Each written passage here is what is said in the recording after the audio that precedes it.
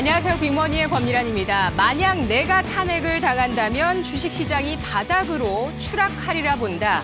모든 사람들이 아주 가난해질 것이라고 생각한다. 트럼프 대통령이 폭스뉴스 채널과의 지난 23일 인터뷰에서 진행자에게 이런 질문을 받았습니다. 이번 가을 중간선거에서 만약 민주당이 이기게 된다면 민주당이 탄핵 절차를 개시할 것이라고 많은 사람들이 전망하고 있는데 당신은 어떻게 생각하십니까? 라는 질문이었죠. 탄핵은 증시 폭락과 모든 사람들의 가난으로 이어진다는 트럼프 대통령의 논리. 그가 얼마나 현재 정치적인 수세에 몰려있는지를 반영하는 대목이 아닐까 싶습니다. 트럼프 대통령은 특유의 강한 화법과 강한 액션을 특히 어려운 상황에서 더 강하게 구사하는 인물이죠. 11월 6일 중간선거에 민주당이 지금보다 23석을 더 확보하게 된다면 218석으로 과반을 차지해서 2010년 이후 처음으로 하원을 장악하게 됩니다. 민주당이 하원을 장악하게 되었을 때 정치적인 세력이 야당 쪽으로 더 기울게 될 것이죠. 그런데 트럼프의 최측근 변호사인 마이클 오원이 최근 유죄 판결을 받으면서 자신의 죄를 인정했는데 그 가운데 스캔들 입막음을 위한 돈 지불이 있었다는 항목에 대한 유죄를 인정했고 이는 연방선거자금법 위반이 된다라고 이야기하고 있습니다. 이러한 법 위반 혐의가 바로 트럼프 대통령의 탄핵 소추 이 법안이 될 수 있다, 조건이 될 수 있다라는 것인데요. 이 트럼프 대통령은 그렇기 때문에 중간선거에 반드시 이겨야만 하는 상황이고요. 이 시점 여론과 표심을 공화당 쪽으로 끌어올 수 있는 지렛대가 그는 필요합니다. 돌연 이 폼페이오 이 국무장관의 방북 일정을 취소하게 되었죠. 자신의 이 정치적인 석과물 타겟인 중국과 북한을 동시에 압박하는 카드라고 보실 수 있겠습니다. 트럼프의 판 흔들기 이후에 중국과 북한의 반응이 지금 중요한 시점입니다. 사실 서로가 수세에 몰려있고 서로가 서로에게 필요한 그들입니다. 정치권의 이슈, 과연 최선의 시나리오로 마무리될 수 있을까요? 아니면 다시 한번 경랑으로 휘말리게 될까요? 특히 북한의 김정은 위원장이 이렇게 정치적인 수세에 몰려있는 트럼프 대통령에게 지렛대를 제공해 줄 수 있을지 주목이 되고 있습니다.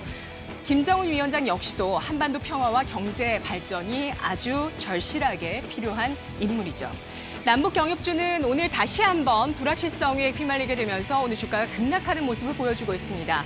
많은 남북 경협주들이 최근 반등한 이후에 횡보하면서 레벨을 유지해 오다가 오늘 월요일장에 크게 급락하면서 특히 음봉을 기록하면서 시가를 회복하지 못하는 움직임들을 많은 종목들이 기록하고 있고요. 철도주인 현대로템 역시도 현재 10% 가까운 하락세를 보여주고 있는 모습이네요.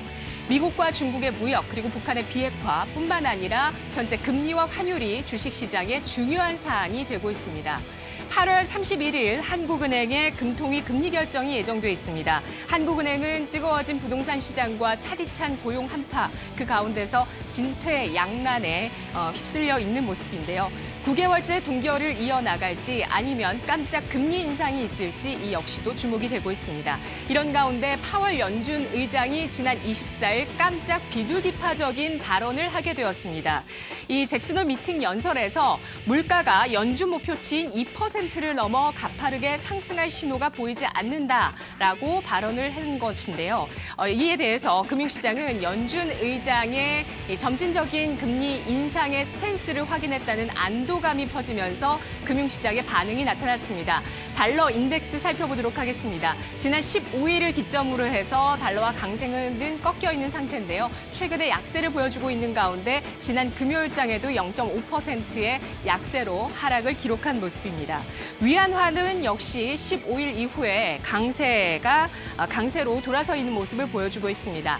달러 기준 위안화인데요. 이렇게 최근 하락하면서 강세를 보여주고 있는 모습 확인이 되고 있습니다. 그동안 중국 정부도 위안화를 일부러 약세로 끌어가는 것이 아닌가라는 의구심을 받기도 했었고 트럼프 대통령도 이에 대해서 자주 불만을 표출하기도 했었는데요. 하지만 이 역시 지난 24일 저녁 7시에 환율 위안화의 약세를 계속 두고 볼 수만은 없다라는 중국 정부 그리고 중국 인민은행의 의지를 확인하는 이슈가 나왔습니다. 위안화 절하 방어에 대한 의지를 보여주면서 인민은행이 위안화 거래 기준 환율 결정에 있어서 경기 대응 요소를 부활하겠다라고 밝힌 건데요. 달러화가 약세를 돌아서고 이렇게 위안화 가치가 강세 또 원달러 환율 역시도 하락하면서 원화 강세를 기록하면서 현재 우리 주식시장에 긍정적으로 환율이 돌아가고 있습니다. S&P 500을 중심으로 해서 미국 주식시장 다시 한번 상승세를 기록하면서 S&P 500 사상 최고를 기록했고요. 또 오늘 우리 코스피와 코스닥은 2300선과 800선을 넘어서려는 힘을 보여주고 있습니다. 마지막으로 종목 차트 하나 짚어보겠습니다. CJCGV인데요. 아세안을 중심으로 해서 글로벌 기업으로 커나가고 있는 CJCGV입니다. PER 48배를 받으면서 시장에서 성장주로 평가를 받고 있고요. 1분기 말 기준으로 한국을 비롯해서 중국, 터키, 베트남, 인도네시아, 미얀마, 미국까지 이 글로벌 시장의 극장을 확대하고 있습니다. 그래서 CJCGV는 사실 최근에 중국 위안화와 터키 리라화의 약세와 급락에 따라서 주가가 크게 요동을 쳤는데요. 따라서 지난 20일에 5만 1,000원에 52주 신저가를 기록하는 모습을 나타내기도 했습니다. 하지만 오늘 각국 환율 안정에 따라서 저점 매수세가 유입되며 5%의 강세를 기록하는 것이 눈에 띄고 있는 모습인데요. 이렇게 미국과 중국의 패권 다툼 속에서 우리가 좀 더 의연하고 둔감할 수 있기 위해서는 사실 수출 지역 다변화가 절실히 필요합니다.